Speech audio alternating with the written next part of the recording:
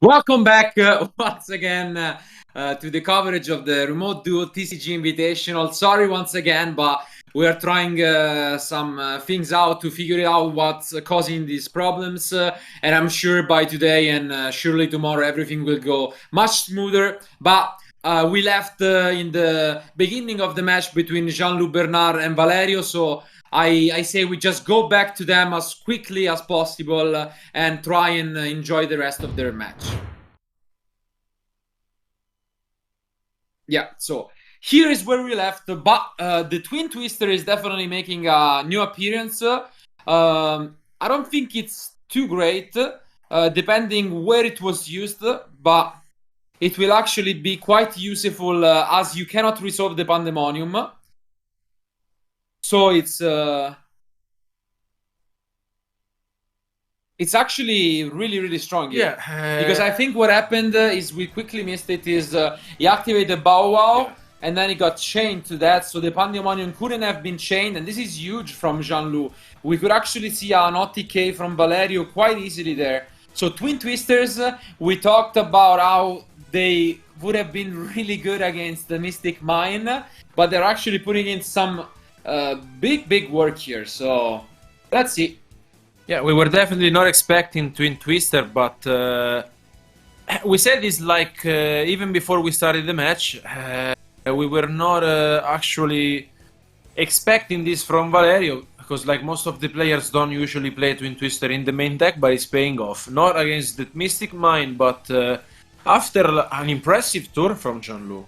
Yeah, so now we see the Prosperity, a lot of really strong option. Ooh, and one already being the Red Ice Fusion, which is for sure interesting. He has access to it easily by comboing off, but maybe he just says, okay, let's do it, and activates it right away. I think now he can pick it. I mean, I will pick it up. And he does, yeah. He's just that strong, he has a quick think, and then goes for it. So, Red Ice Fusion, let's see if there is a response to the recent, and we have seen in the previous remote duels just how strong that card alone is. Dragoon, a powerhouse. Ooh, but maybe he drew the... Black Magician, okay. No, okay. So this isn't enough. This will make sure that he has a lot of point of damages available, and it's very tough to deal with. And now Valerio, if he has some Drytron monster in his hands, the only hand trap we saw from Jean-Luc is Ghost Bell. So now Valerio actually has a slight chance to push a lot of damage. Let's maybe see if he doesn't have anything else. No. Battle phase, okay. Instead he attacks, instead of using the effect, and now he goes to the Memphis 2. Let's see. Taking a much slower approach, this opening is rarely something that you would expect in Drytron. It looks like an Eldlik Red Ice, even the shoe face downs, wow. We might have the wrong deck name, guys. Okay, so now play is back on Jean-Luc. And Prankits is one of those decks which can out the Dragoon, by the way. It's not super easy, but it can be done. So let's see just how confident Jean-Luc is with the deck. Now we see one of the main differences, the second Meow Meow, which will not be available soon enough. I'm wondering what Valerio could have said, actually. Does he have called by? He does. Okay, nice. Nice call by here, but there is a Ghost Bell coming down from Jean-Luc. Is there yet another response? Seems unlikely, but let's see. Yes, so many cards in hand. Five cards in hand, wow. He's thinking about the Dragoon even. Do you think it's too much or? It's risky, but yeah, he does it. He does it. It was the droplet, so even another out, and now Jean-Luc is in a position where he really needs to pick up some things, but it's the talent, and this is amazing. He can steal the Dragoon even as it doesn't target And wow, what a turnaround. Deserves a lot. I believe Valerio was not expecting this. He's not the only one playing different cards in his main deck. Triple Tactics is here. What is But it? even the droplet, okay. Better than nothing. Yeah, so droplet is chained, and I mean, at least he did what he had to do. So Valerio trying to stay in this, and I think Jean-Luc doesn't have another card, but left top decking Valerio is in a very, very uncomfortable spot, and I think after a very interesting game one, it might be Jean-Luc who takes the lead, and yeah, as expected, with only one card, Drytron can't do too much. The Diviner would have been a good top deck, I guess, but So much advantage. now Jean-Luc can easily OTK here, so... Especially because like Valerio is not main decking any hand traps rather than the orange light. So I mean, I think Jean-Luc is still gonna play around them, but I think yeah, Valerio knows that this game is probably gonna be over soon. As you mentioned, no ad traps, so he's free to do whatever he wants. especially because like Jean-Luc has taken so much advantage in the very first turn of the game, and now he's getting out of control. Yeah, Pandemonium update again.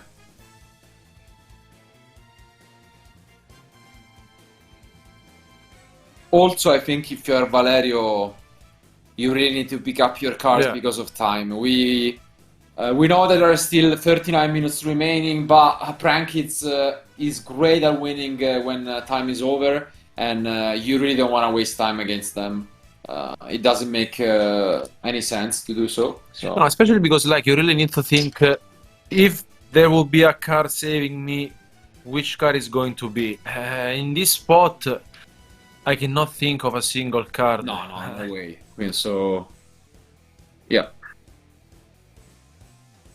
I mean, he's taking his time. I guess. I mean, 38 minutes are a lot, but if you need to win 2 games, then you need all the time you can have against Prankits, which by definition are a deck that, unless you stop them right away, are always gonna have these grindy games.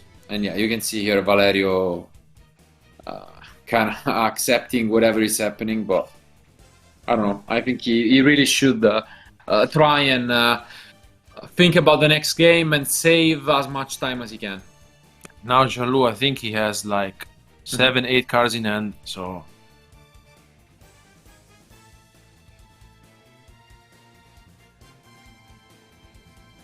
Yeah, he also showed Valerio he didn't put so much attention about the Mystic Mine, because it was the first card on the deck, so I think Valerio might consider it in game 2.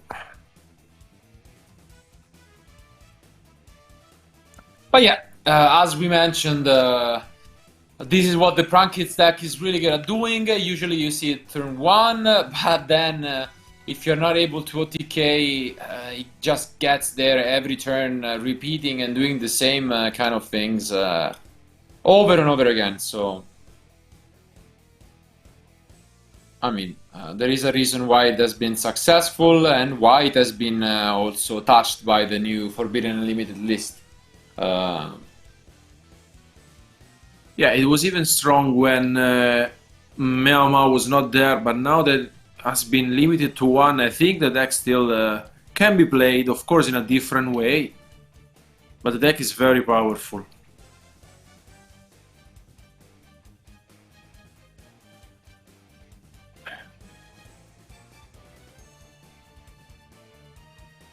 I don't know what actually Valerio here is thinking about, but playing against Prankits not only takes time, but it's not easy. Here I should consider going into game 2 soon, because if we will see a game 3, it's not always easy to play against Prankits when time is up. So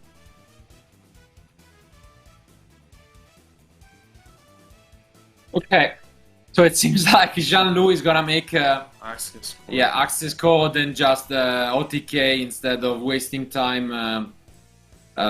So make Valerio's decision even easier. So for now it's 500 damage, and I think he has the Pandemonium as well to just close the game. So let's see. Instead he sets, plays it safer, and in the end phase just shuffled 3 backs with the pranks. Yeah, Valerio needs a miracle.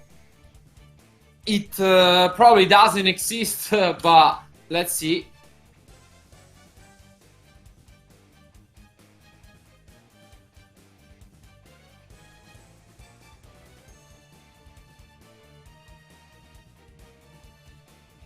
So. Okay. Up to Valerio.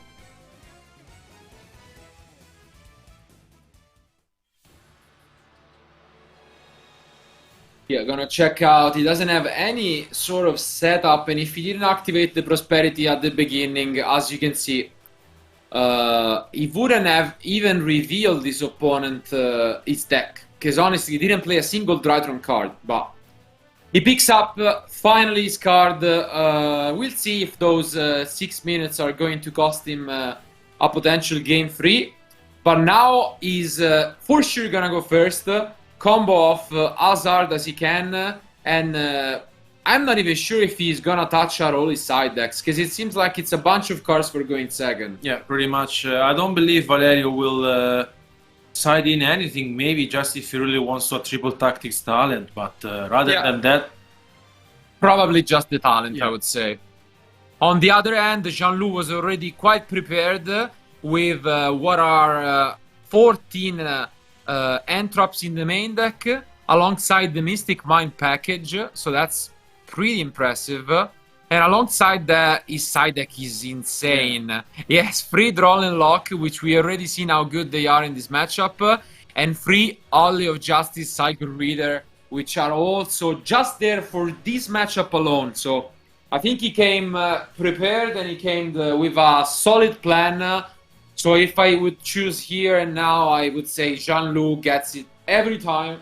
But let's see if he will have his life as easy as it seems on paper, or if he will have to work hard for it. So Yeah, I think that especially when you play such a deck like Prank Kids, playing against a player who is only main decking basically 2 hand traps, because like Valerio is playing just the orange lights, this is the dream, because playing against a deck who plays like 12, 15 hand traps is of course another complete story. Now we have seen the deck in action as its best, and he also can rely on the Mystic Minds as well if he really wants to. yeah. So... And there is another question, as you mentioned, because if you don't know much about the Mystic Mind package, sure, Twin Twister was good in game 1, but it was because you went second. If you go first against Prank Kids, Twin Twister is not the greatest, so maybe even sides out any of the outs. No, indeed, like, I think this was a very small detail that maybe Jean-Luc might have missed while shuffling, you know, or taking a look at his deck. Revealing an information to his opponent, but, I mean, most likely, I think Valerio can side out the Twin Twister for the triple tactics talent. That might have sense, but then if you see a Mystic Mine, not going to be easy for Valerio, but here, we will see. Here our players are finally ready, so let's see if we will have a true victory by Jean-Luc, advancing into our last top 8 match for tomorrow, or if it will just be Valerio who evens out the score, and we'll see a game 3. So, first of all, let's have some Drytron cards, and we do, starting with the Cyber Emergency. Maybe getting the Alpha, let's see.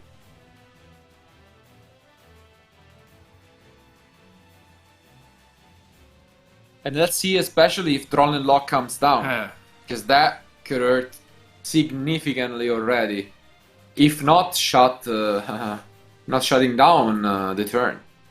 Yeah, Duel and Lock, as we have seen previously today, completely destroy the strategy. And now... But there is not there. Okay. So the draw and lock is not there, luckily for Valerio, and now we'll see the Diviner. So very, very solid opening by Valerio, who is able to have his full combo, unless Jean-Luc has an interruption. So we'll see, as before, previously today, the Fafnir. But the big difference is that he also has access to the Red Eyes Fusion. So pretty good combo altogether if he can do it. Looks like Jean-Luc doesn't have any sort of answer to this. Yeah. We gotta see if the Psycho Reader is there. That's the big question mark right now. For now, he's holding, and I think he didn't use it on the Ben 10. So yeah, probably Jean-Luc doesn't have any interrupt. Very weird at the moment because he's playing so many. With the side deck, he has like 17, if not 18 interrupts. So very, very weird that he doesn't play them. And as always, we say that if you play that many interrupts, you don't open them. Well, the 6th card is quite likely going to be an interrupt. So it's almost 50-50 by that point.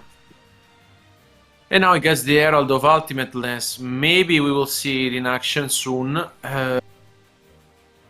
Continues to activate his Drytron cards and... yeah, maybe we will see the first complete Drytron combo of the day. Here, as we mentioned, yeah, the Herald, which is so strong against any side deck card in general, and probably the combo with the Anaconda to get to the Red Eyes Fusion. So I don't know if you can wish for a better end, really. Yeah, I think this is like the best thing you can answer for when going first, and it looks like Jean-Luc still doesn't have any sort of interruption. Good for Valerio. Unao goes for the Fafnir. I mean, yeah.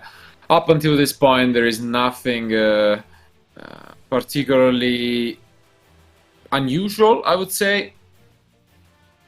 That gets in there when we see the Anaconda later on, if he feels like it. And if he kept, you know, the Red Eyes engine, I would say yes, if you go first. Okay. Yeah, so for now, as always, nothing too exciting. You can get back to Ben 10. Let's see. Yeah, no Psycho Reader as well for Jean-Luc. Yeah, so Ben 10 is back. You can get the copy of Eva with the Herald. You have so many options available and as many negations as you want. The Beatrice comes down. Yeah, first time this weekend that we see Beatrice sending Eva, yeah. And as you can see here, Eva.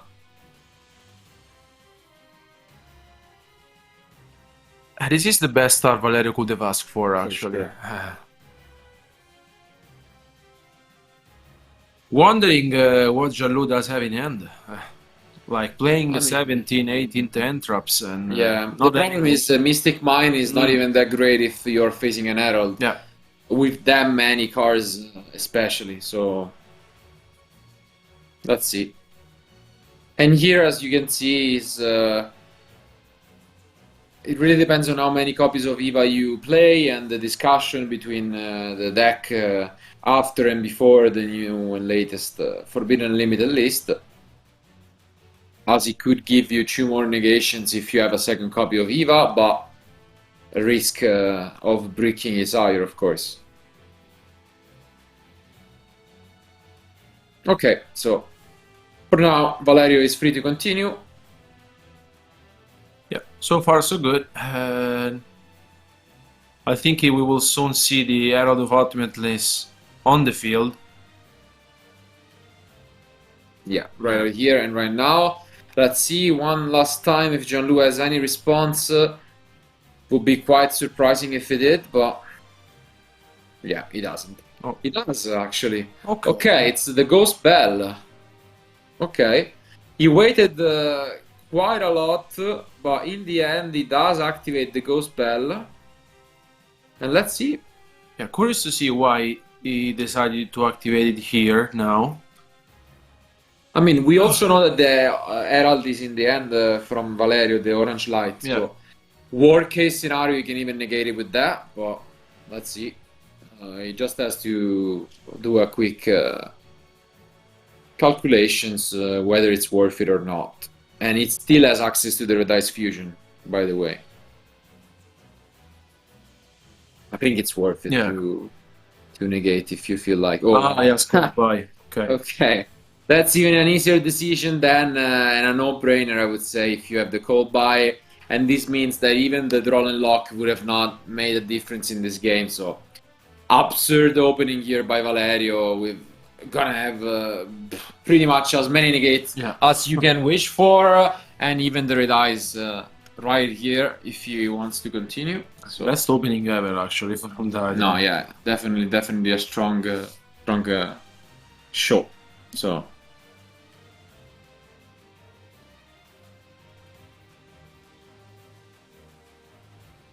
Yeah, some more to put on the field. And now here we can see already if he wants to go for the Anaconda. Yeah, not a surprise. So the effect will be activated and he will even get the Dragoon on the field.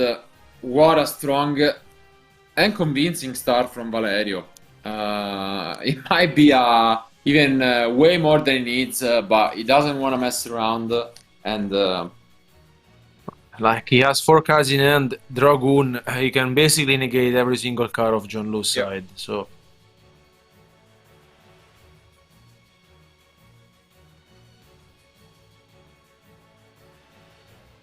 yeah, once again here, I think Jean-Luc on his side needs to figure out if he can really find his way back into this game. I believe he has a copy of Mystic Money, because otherwise, you know.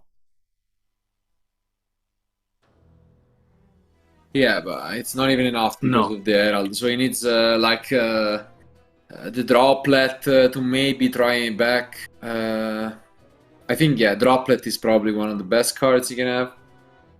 Maybe the Mine plus the Droplet. Yeah, Mine plus the Droplet. That could be a way Droplet. to just steal the game if Valerio sided out the Twisters. But outside of that, I don't really see many answers here.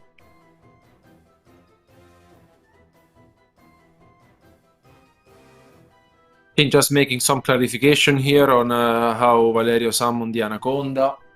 Especially because like he activated so many effect monsters in this turn just to be sure everything is fine.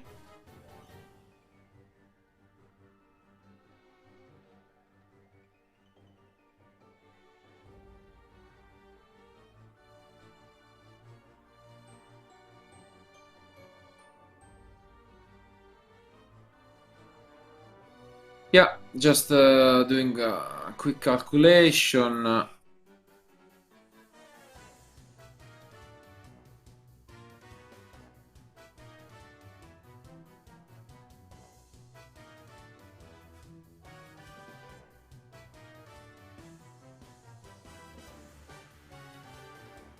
Was like he passed for the Fafnir, then he okay, called by on the bell. Yeah, I'm not sure what they are debating on. Trying to reconstruct what happened here.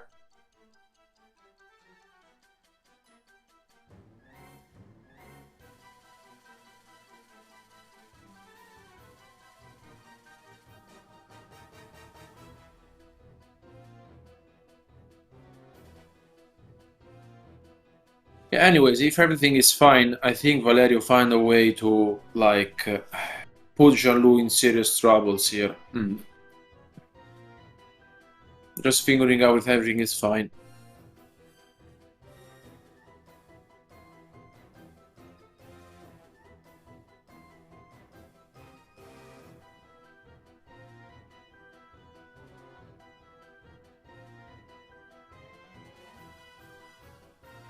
Yeah, so I don't know what's going on there. Seems like it was a recap of what they did, but whatever.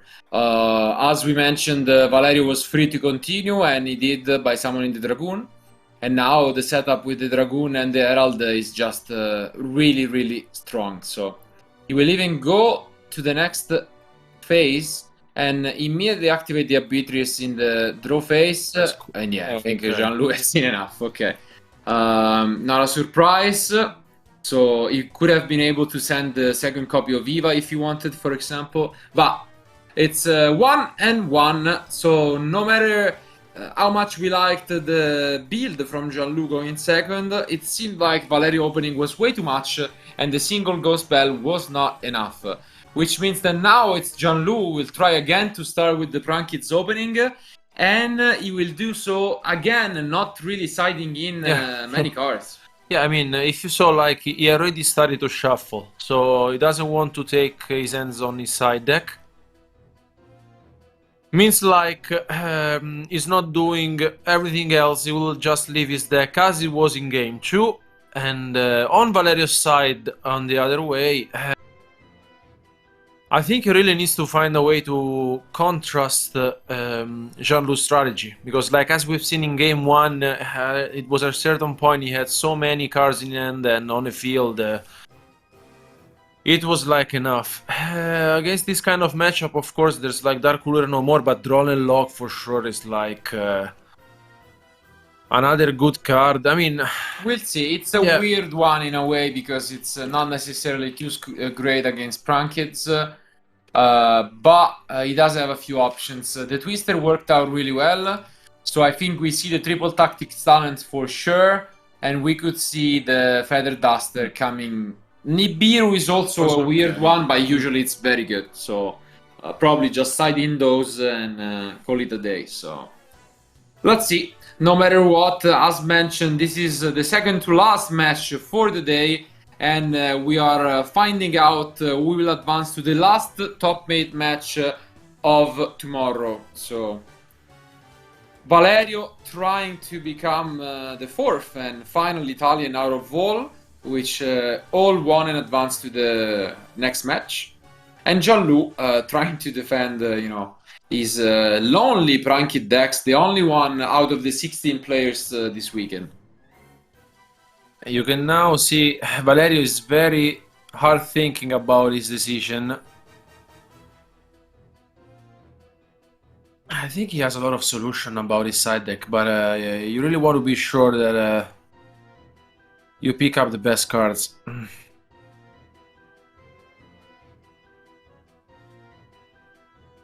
Okay, so he made up his mind. The 15 cards are shuffled back to the side deck, and now let's see. It's one last game for one of these two guys, and luckily for Valerio, there are still 21 minutes remaining, so timeout is still quite far, but let's see what kind of hand Jean-Luc will pick up. I do see a few monsters again, but I think it's gonna be a brick actually.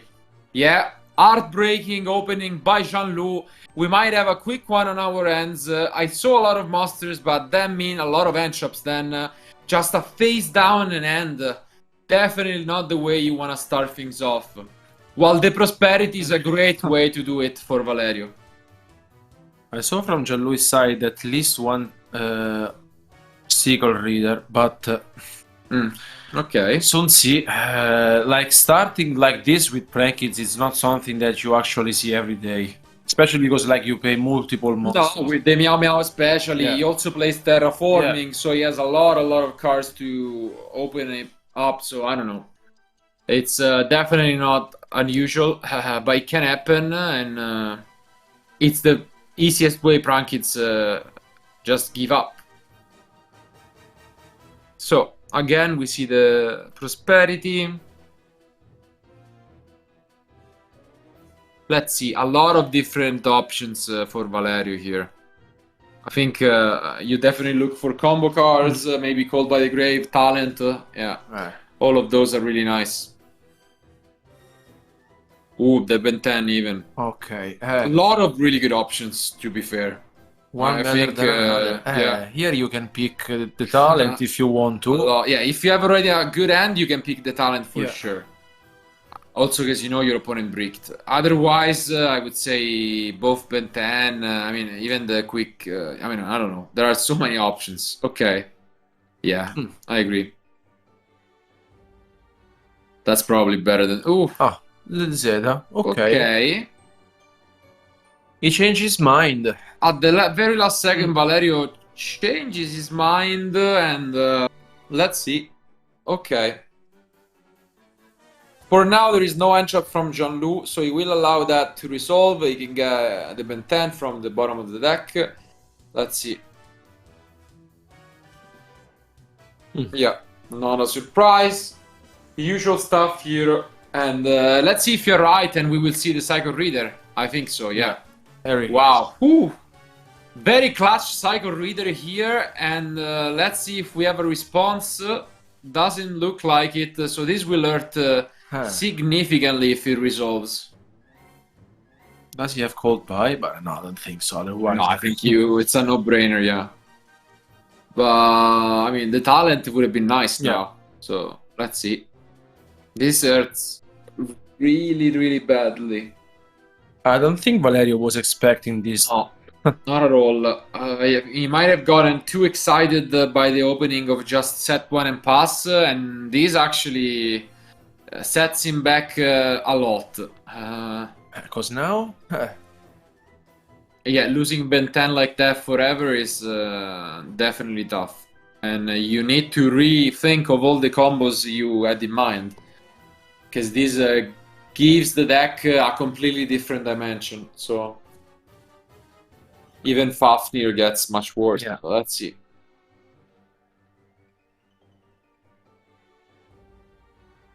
And I gotta admit, Valerio doesn't seem to be the quickest player in terms of being, you know, super confident with his deck. So losing Ben 10 like that could actually hurt him more than other players, because I think if he showed a sign of weakness, it is the adapting to these kind of situations. But the end was amazing, so the Diviner comes down. So let's see. Jean-Luc needs a response.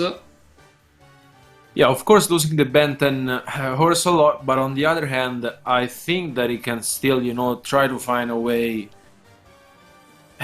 Here, of course, Cold Buy. Okay, and the Cold Buy was even there. Wow. Whew. So another very annoying piece of interruption from Jean-Luc, who nonetheless needs to top deck a Prankid's next turn to stay in this game. Otherwise, we're just gonna see the sadness in his eyes when he gets attacked by these monsters. But yeah, we see the Kuribo maybe. Yeah. Yeah. Okay, so we see a few attacks, and it seems like maybe that's it. Yeah, it doesn't seem like there's something else that Valerio can do. Here, although he lost the Ben 10, everything is on Jean-Luc's hands. Because, like, if he doesn't pick up a Prankid's monster, it's probably as close as that. I mean, Valerio, to be fair, could be holding a bunch of entraps. And just as I mentioned, Valerio wasn't the quickest of players. I said it, and we just got informed that he received a slow play warning, which I think is fair. So he sets a card to the face down, and can Jean-Luc pick up a Prankids? This is really the matter, and he doesn't. Oh wow. I don't want to be you if you are a supporter of Jean-Luc, and what a sad way to go if that's the case. No Prankids out of the 6 cards. He passed back to Valerio. This is very sad, especially because, like, okay, he has another Psycho Reader, okay, but if he doesn't pick up any other Prankid's monster, yeah, turn after turn, it gets even more difficult. Okay. I mean, at least the Psycho Readers are really among the best entraps that you could have had. If there is a card that gives you the extra turn, is for sure the Psycho Reader, just like we saw the Lancea in the previous Tri-Brigade Mirrors. One last throw, and it is the Prankids, okay. So Valerio, not happy about this, but is there an Ash Blossom or something that can stop this? It is gonna be the difference between who wins this game. Let's see. It all comes down to this. Can Valerio stop the Prankids train, or is he just gonna give up to this huge cycle of resources, and he does not. Wow, this is tough. And now I believe we will soon see what happened in game 1. If Valerio doesn't have any type of response. Finally, Jean-Luc picked what he was looking for, and now you can see how we can speed things up. Especially because like doesn't seem Valerio has any answer. Good for Jean-Luc. Valerio is now looking at his hand, trying to find something, but nothing yet.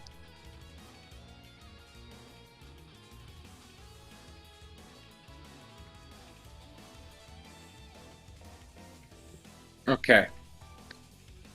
I mean, as we mentioned, this game was one of the weirdest today, but the side deck from Jean-Luc really putting in that work.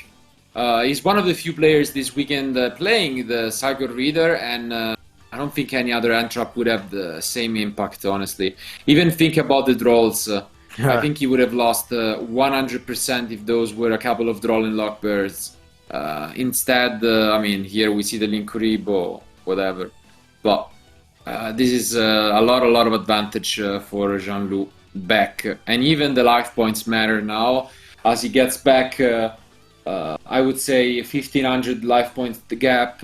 And there is 15 minutes left. Maybe we will not get there, but definitely looking like Jean-Luc might be the one with his Prankit stack, one and only out of all the top 16 advancing to day 2. Okay. Still a final line of defense from Valerio. Definitely a weak one in the form of a droplet. But what can he do? Okay. Especially because now Valerio doesn't have any other monster in his graveyard rather than the Herald. Everything was banished. And Jean-Luc now, not going to be easy for Valerio. Yeah, absolutely. Now Valerio picks up a card and let's see. This is pretty much a battle, against Goliath. It's very tough. And we know that the Ben 10 is lost, so I think if you are Valerio, this spot is absolutely atrocious, and he already got a slow play warning, so it's not like he can think deep about it. Okay, Twister, decent again, but okay. Okay. Better than we could have thought, but one last card remaining, and unless it's like the Red Ice Fusion, yeah. No. Play is back to Jean-Luc, and I think I don't know. There is not much that can be done. Jean-Luc will make sure that he has all the resources necessary to win the game, and Valerio doesn't have much left. The fact that he discarded an Ibiru from the Twister might be important to keep in mind, but I'm sure Jean-Luc will not fail for the bait, I guess. No, I think the only way he can lose the game is like being Nibiru. So just be careful about that. Now there's the third summon. I guess... now it's the fourth. Yep. Because he played 1, 2, 3, 4. Yeah. So he has only one more summon. He has to be careful, but... Oh, he does activate the Prankits. Wow. Really? The only way he can lose is the game. That's kind of surprising. I mean, he still has a lot of cards if that happens, but... He loses double Tudo, but he sent a card, okay. Okay, no. Okay, so Jean-Luc played around it. Now he will activate the effect in Memphis 2 to get back 2 things. He plays around the Nibiru, and he just sent a card back, but he didn't summon the Prankits. Luckily, I was getting worried for a moment. So well played by Jean-Luc, and now there is a single thing that can happen for him to lose the game. Albaldo. So let's see.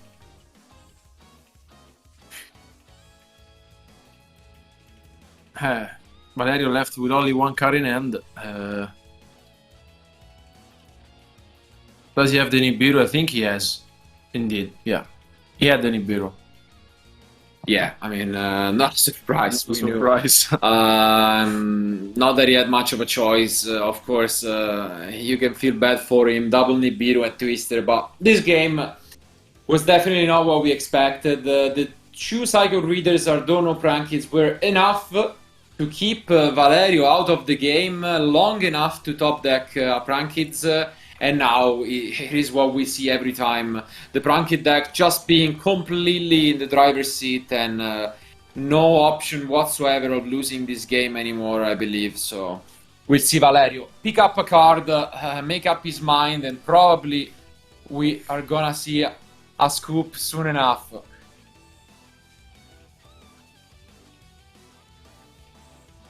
Okay, I think he had a battle phase. Yeah, I mean, nothing else that he can do. It's not over until it's over, but it looks pretty over. And Jean-Luc, again, playing really hoping, and this, if there is anything that resembles the anime and the popular Kaiba versus Yugi duel, it might be this one where Jean-Luc just pop decks the Prankid during the last turn possible and turns the duel upside down. So what a story of redemption from the Prankid deck, but it's working out. And yeah, I think here, even if you go for the access code, you can just immediately win the game. Yeah, because like I think the only concern Jean-Luc might have is the third Nibiru from Valerio's side, but I mean, it's like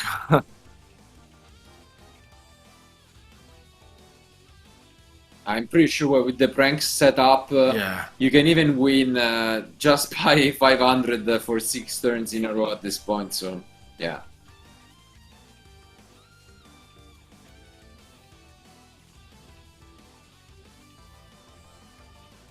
yeah. Valerio just wants to wait until the last minute, as our dear friend Federico Mecozzi.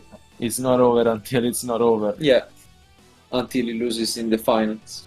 The Prankids. Just like he did. Shout out to Dinka, of course, who is the creator, we can say, of the Prankids archetype and success, I think.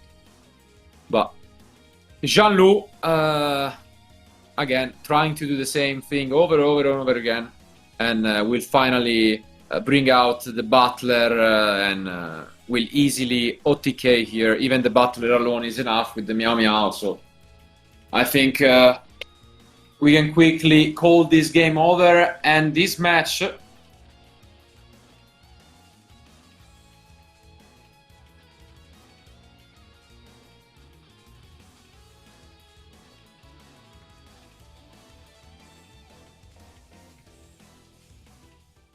Okay. Yeah, not yet. Yeah, so the pranks will activate, shuffling free back, and there is one last turn for Valerio. Can he find a card that doesn't exist in Yu-Gi-Oh? Maybe. No, let's see. Valerio will try his best, but I mean, it's pretty much impossible at this point. Jean-Luc played it extremely well, and with the double Butler essentially representing a double Raigeki, this is looking quite the obstacle to overcome. So He has Ash Blossom. I think he can Ash here. No? Oh, I saw he had Ash Blossom. yeah, can save it for the top 8 match, I guess.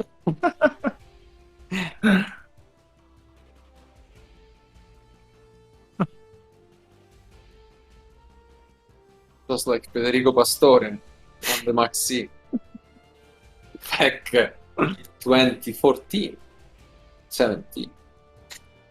Okay, so yeah, last possible line of the event. And yeah, I think Valerio will try his best. He's out of Ben 10s since the first turn of this duel and trying to find an option. La Dea. So, let's see. El doble. So...